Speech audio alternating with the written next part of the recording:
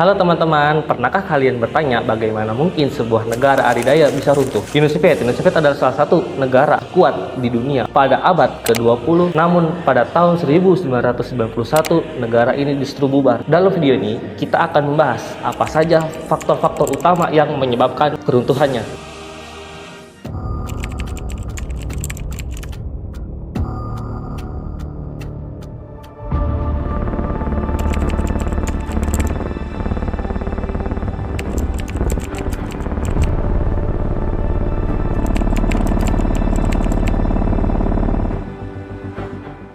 Uni Soviet atau USSR, Union of Soviet Socialist Republics, berdiri pada tahun 1922. Negara ini terdiri dari 15 republik, di mana mereka menganut sistem ideologi komunis. Negara ini menguasai sistem ekonomi dan politik. Selama Perang Dingin, Uni Soviet dan Amerika Serikat menjadi superpower dunia bersama. Namun, negara ini berdiri di atas sistem yang sangat terpusat dan sulit beradaptasi dengan zaman. Awalnya, USSR ini hanya terdiri atas 4 negara saja, yakni Rusia, Transkaukasia, Ukrainian, dan Belarusian.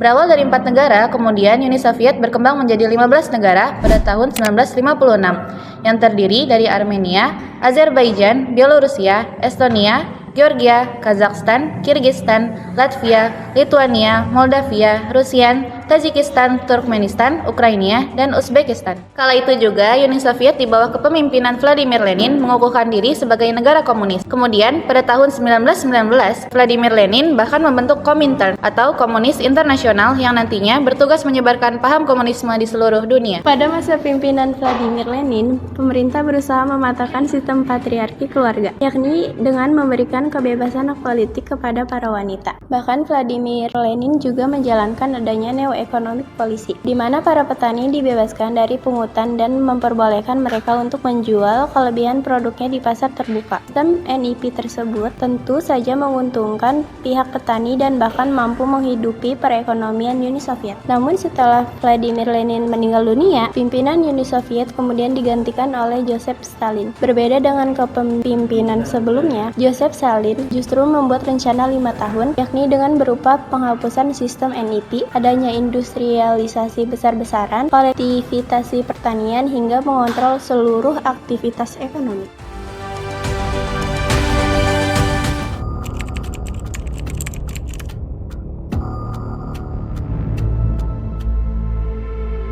Sejak tahun 1970, ekonomi Uni Soviet mengalami stagnan yang disebabkan sistem ekonomi terpusatnya yang menyebabkan rendahnya produktivitas dalam bidang industri dan pertanian. Masalah ekonomi lain juga muncul, antara lain kurangnya inovasi dalam bidang teknologi, distribusi barang yang tidak merata, kelangkaan bahan pokok di masyarakat, juga negara gagal bersaing dengan ekonomi barat. Kebijakan perestroika yang diterapkan oleh Mikhail Gorbachev bertujuan memperbaiki ekonomi, namun hasilnya tidak maksimal. Justru ini menjadi awal kehancuran Uni Soviet. Setelah Joseph Stalin meninggal, pemimpinan terus berlanjut hingga Mikhail Gorbachev. Pada era kepemimpinan ini, Mikhail Gorbachev merumuskan sebuah kebijakan tentang perestroika dan glasnost.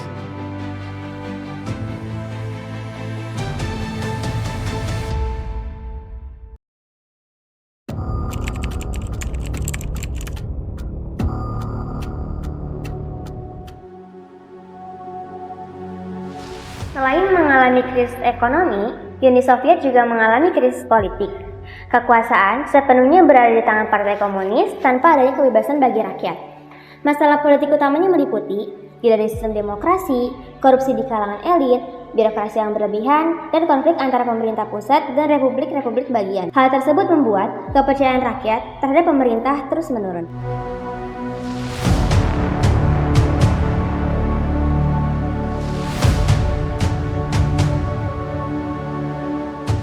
Mikhail Gorbachev mencoba melakukan reformasi melalui kebijakan glasnost dan perestroika. Glasnost membuka kebebasan berbicara sementara perestroika mereformasi ekonomi. Namun, kebijakan ini justru mempercepat runtuhnya Uni Soviet. Rakyat semakin berani mengkritik pemerintah dan republik-republik mulai menuntut kemerdekaan.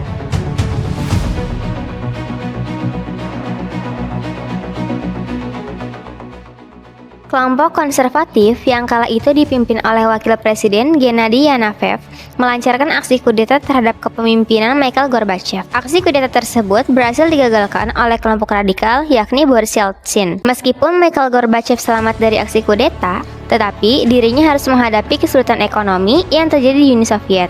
Bahkan, negara-negara bagian juga banyak yang menuntut kemerdekaan.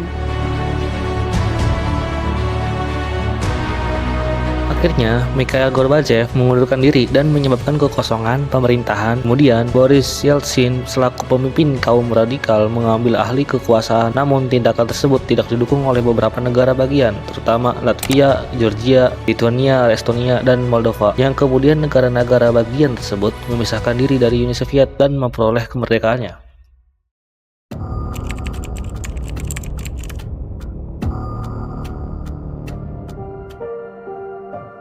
Pada tahun 1991, Uni Soviet resmi bubar dan terpecah menjadi negara-negara merdeka. Keruntuhan ini mengakhiri Perang Dingin dan mengubah peta politik dunia.